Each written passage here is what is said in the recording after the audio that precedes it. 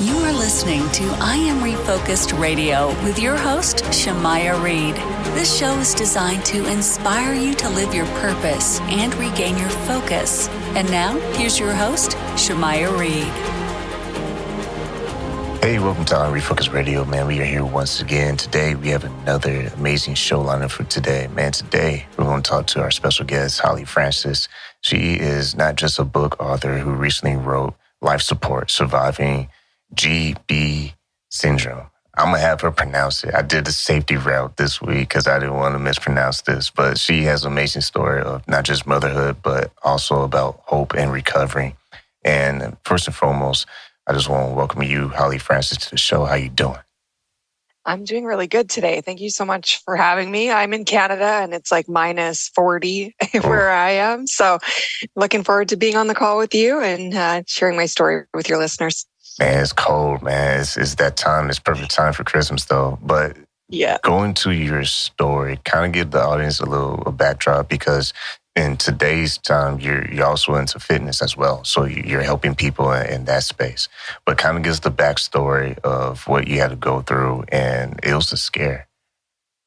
Absolutely. So it's a long journey and it goes back about 12 years ago. So in February of 2011.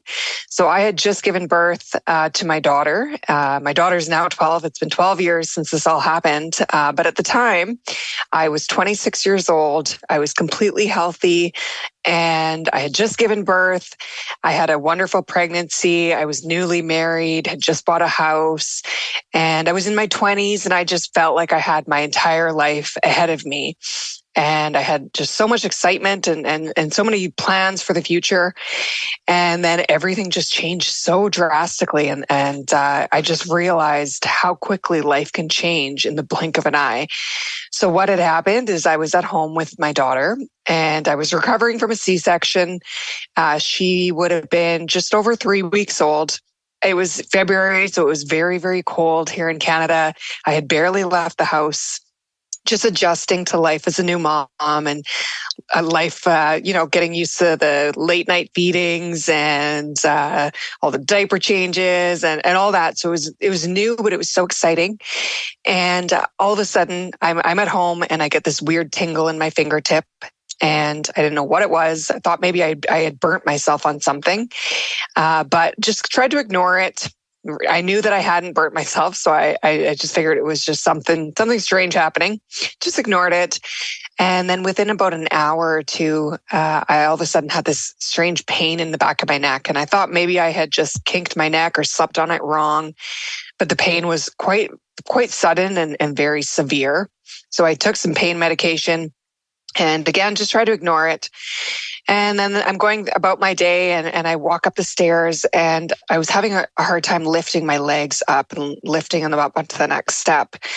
And I remember thinking I must be getting the flu, or like, why do I feel so drained? I just feel really tired.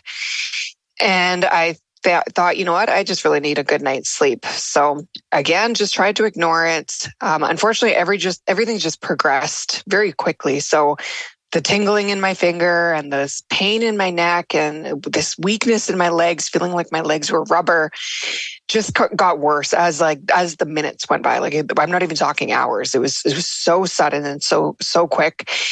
And eventually I went online and I Googled it because I'm like, well, something's wrong with me. And that's what you do, right? When you think something's wrong with you. Yeah. So I Google what is happening. And it came up that I had a pinched nerve. So that's what I thought. And I went to bed that night in severe pain and just having this weakness in my legs, but thinking I just needed a good night's sleep. Went to bed and the pain just got worse. And I took more pain medication. And eventually I got up basically to, my daughter was crying and I got up to go to her and my legs completely gave out on me. And that's when I knew that something was seriously wrong with me. So I had my husband at the time, I had him drop me off at the ER. And I walked in there. I was feeling weak, but I didn't appear like anything was really wrong with me. So I go into the ER and I told my husband at the time to just drop me off because I didn't want my daughter to be in the ER. So I said, just drop me off and I will call you in a few hours once I've seen a doctor. And it's probably just a pinched nerve. I probably just need some medication. I had no idea that I would not step foot out of that hospital for almost 4 months. Wow. Once again, listening to Refocus Radio, talking to Holly Francis. And when that process started to take place, I mean, now you obviously find out you're not going to be leaving this hospital anytime soon. How difficult was that at the point of just your family, your normal routine, disrupting normal business? How were you able to just make adjustments? Yeah, so I had got to the hospital. I had seen a doctor. I was very fortunate that the doctor that I saw, or one of the neurologists that I was able to connect with, he recognized my symptoms and said, I think you have a rare illness called Guillain Barre Syndrome. And I know it's very hard to pronounce. So that's how it's pronounced, Guillain Barre. And I remember at the time not knowing how to pronounce it, not knowing what it was. I had never heard those words before. And I'm 26 and I'm thinking, well, I've been healthy my entire life. I've never had any health issues. I just need to go home. I just need some medication. I got to get back to my baby. And the doctor said, you know what? It's a very serious illness and we need to monitor how severe this gets. So we're going to admit you basically, and you need to stay at the hospital. So I was admitted very, very quickly. And I basically my family rushed to my side. What was happening is my body was paralyzing me. So it's an autoimmune disorder, and my body was basically attacking my nerves, causing weakness and causing paralysis. And it very, very quickly continued to spread. Eventually it spread up my body, up to my diaphragm, and affected my breathing. And within 72 hours of my very first symptom, I was put on life support and put on a ventilator to help me breathe. And it was so sudden and so obviously not expected. I was totally healthy and I was trying to be a new mom. And suddenly I'm in ICU fighting for my life.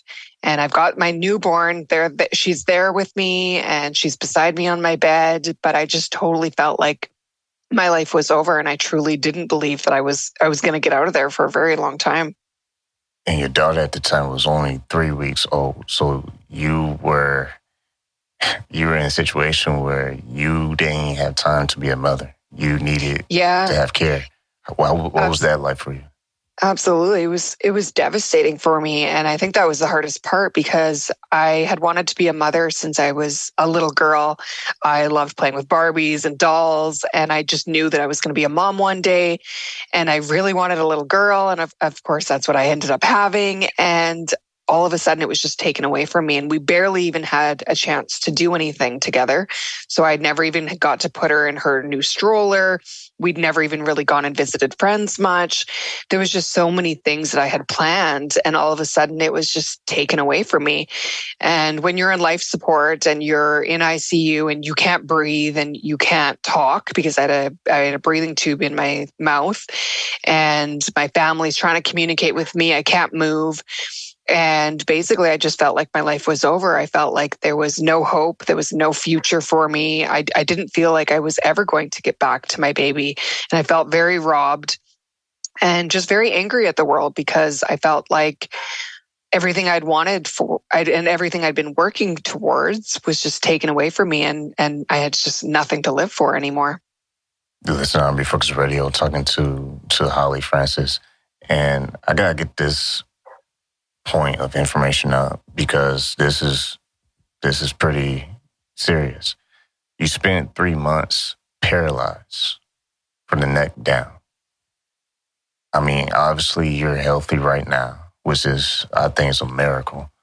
But I mean, at what point did the light start to get bright for you when things start to turn around for you? Like, what was that process like?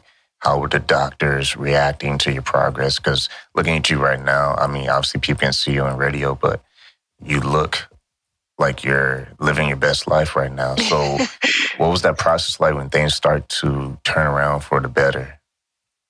Yeah. So, I mean, I was in ICU for quite a while before any improvements showed. And when you're in that dark place and you don't think that there's any hope and you're not seeing any improvements, it was very hard to stay positive, even though the doctors kept telling me that with Guillain Barre Syndrome, you can recover. You just have to get through the really difficult part and you just have to let the body heal. The body will heal itself. It just takes time. And eventually I would learn to basically use my body again. But when I was in ICU, it was so hard to believe that. But I found strength in various different things. For one, my family, they were there. They were so supportive. They were by my side every day. My daughter, as much as it was very difficult for her to be there and for me to see her and not be able to reach out and hold her or touch her or even say I love you to her. I couldn't do any of that. And at times I felt very worthless. But I also wanted so badly to just get back to her. And so she was a huge motivation for me. And then the biggest turning point was actually another GBS survivor that came to visit me. So when I was in ICU, I was being told that GBS is a very rare disorder and I had never heard of it. My family had never heard of it. And then all of a sudden, the doctors brought in somebody that had recovered from GBS. And he walked into my room and he looked like I do now. You could not tell that he had gone through something like he did. And he was actually in the same hospital room that I was, and he'd recovered completely and was walking and was living his life with his family again. So it was a huge motivation, and it just showed me that, you know what, if he can get through this, then so can I. And it gave me this kind of spark to keep going. And eventually I was able to start learning how to breathe on my own. And it was very challenging at first, learning how to breathe and getting off the ventilator. I would practice basically for 15 seconds at a time, and then 30 seconds, and then 45 seconds. And every time I thought I wasn't going to be able to do it. And it felt like it felt so impossible. It felt like it was something that was unattainable. And every time I would ask them to put me back on the ventilator, and I would cry and I would hyperventilate and I would say, I can't do this. But I would just keep trying every day. And I promised myself that I would just keep trying, and I would just try again tomorrow. And so the next day we would try again. And over time, those 15 seconds just gradually improved. And it went from 15 seconds to 30 to a couple minutes and to 15 minutes. And gradually over several weeks, I was able to breathe on my own and was able to get off the ventilator and get out of ICU. And what was the timeline? Was it like about 6 months from the starting point when you were able to be released from the hospital? Or... Yeah, it was about 5 months actually. So after I got out of ICU, I was moved to a neurology ward, and basically I had to learn how to do everything. So even though I was better and I was breathing on my own and I was showing signs of improvement, my health was coming back and my body was starting to move again. The paralysis was very slowly fading. I was kind of like a newborn where I didn't have a lot of hand-eye coordination, and everything was very weak. I could barely even lift a cup. So I basically had to re-strengthen every part of my body, and I learned how to hold cutlery, how to feed myself, how to hold cups, how to brush my hair and teeth. And I did that for several weeks. I was eventually moved to a rehab hospital, and that's where I eventually learned how to walk. And so first I had to strengthen my legs and then my ankles. And I was in a wheelchair for quite a while, and then I moved to a walker, and then eventually moved to a cane. And then at that point was when I was strong enough to finally go home. So when I went home, my daughter was almost 6 months old. So it felt like I lost out on so much time with her. She had changed so much from when I was first admitted. But my motivation was, you know what? I want to walk before she does. I want to be able to run after her when she's a toddler, and I want to walk her to her first day of school. So that really pushed me in physiotherapy to really, really work hard. And knowing what I'd overcome with breathing on my own and it's after seeing what I had deemed impossible and then overcoming that. And I think we kind of all have this strength within us that we really don't realize that we have until we're really put in these like horrible situations. And so that just really inspired myself that, you know what, you're so much stronger than this. You can do this. And I was able to walk before her, and I got home, and I went home after about 126 days in the hospital. And with GBS, did the doctor share with you some of the statistics of what the average scenario has been in the past? Because it almost sounds like you beat the odds. Yeah. So it's actually crazy. I had a very severe case. Only about 30% actually end up on a ventilator. So about 70%, they'll deal with paralysis, but they won't be on a ventilator. So I had a very, very severe case. And they told me many times that they weren't sure if I would recover or if I would walk again. And maybe I'm just very, very privileged and very fortunate that I was able to, but obviously I worked very, very hard.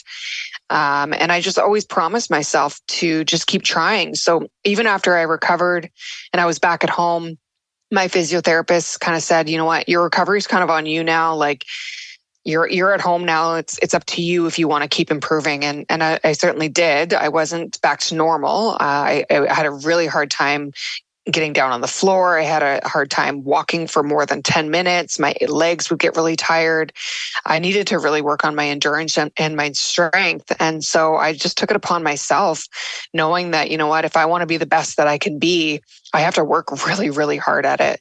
And so I started working out at home, and I started doing exercises while sitting on my couch and while sitting on the floor and just doing whatever I could and going for walks. And I remember I was so weak still at that point that I had a hard time walking without something to hold on to. So I used my daughter's stroller, and we went for walks around the block. And I just continued to push myself, and I didn't set limitations. I didn't say that anything was too challenging. I said, let's just try it. So I actually got into yoga first, just because I dealt with a lot of weakness and pain and a lot of tightness.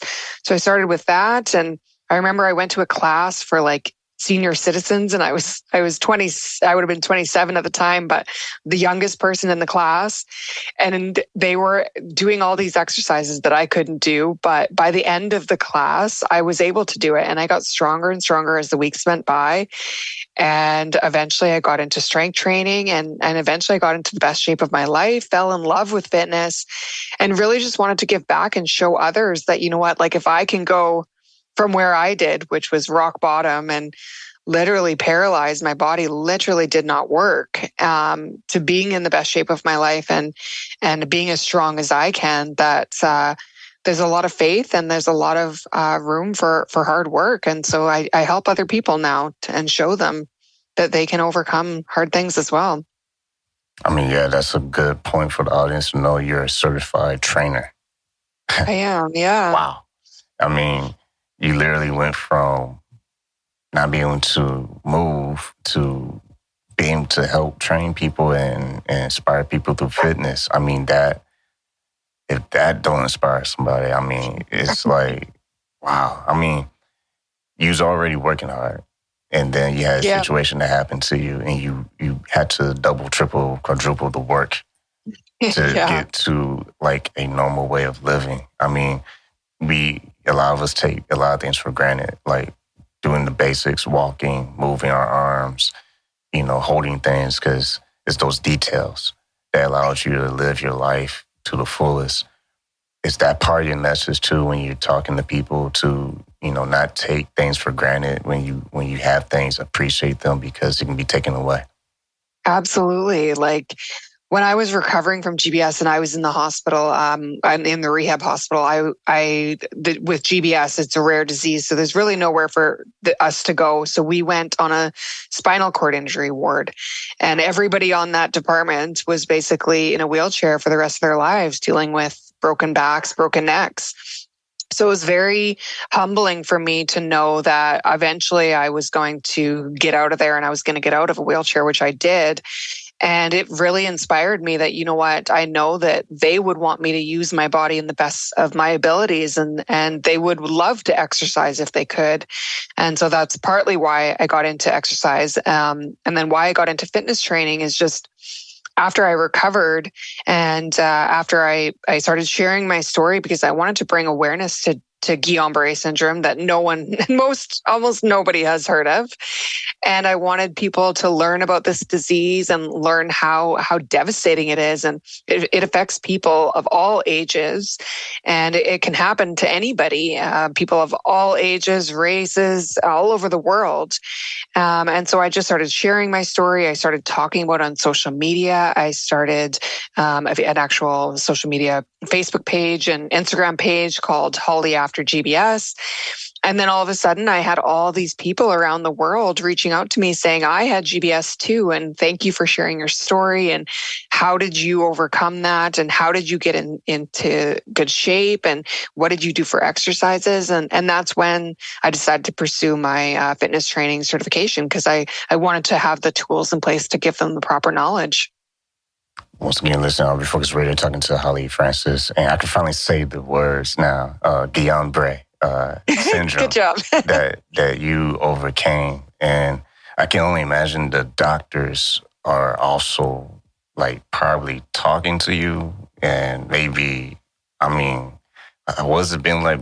Because you not just have been on the news and other platforms talking about this, but have doctors reach out to you to maybe kind of study you or ask you questions, research? They have, yeah, quite a bit. And I think that's just with help of social media and by being very vocal about what I went through. I've had a lot of doctors reach out to me, thanking me for sharing my story, and them even learning about it, because doctors, if they've never seen a case of it before, they don't truly understand it. So unless they've ever had a patient with it, they don't get it. And so when they do have a patient, there's a lot of uncertainty and a lot of questions that they may have. And so that's what brought me to writing my book and my new book, Life Support. And I have a lot of doctors and nurses that have reached out to me and have had me even come to hospitals, visit patients. They have had me speak to medical students just so that they can better understand what it's like to go through this disease. Because even though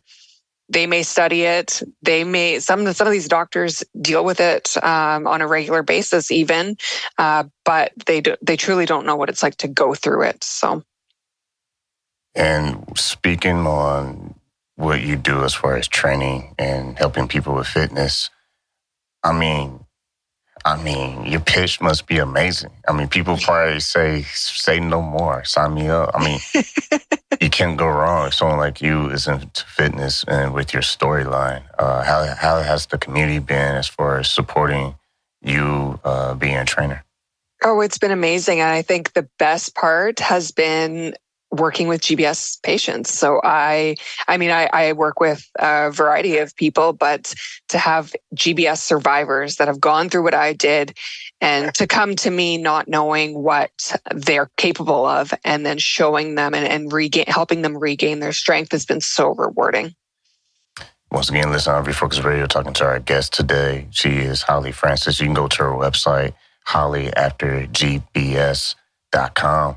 And you also get the book about her beating this disorder, Guillain Barre. I'm gonna get it, Guillain Barre. And your book, Life Support, is fairly new, so hopefully you can blow up the numbers for you and get people checking this out.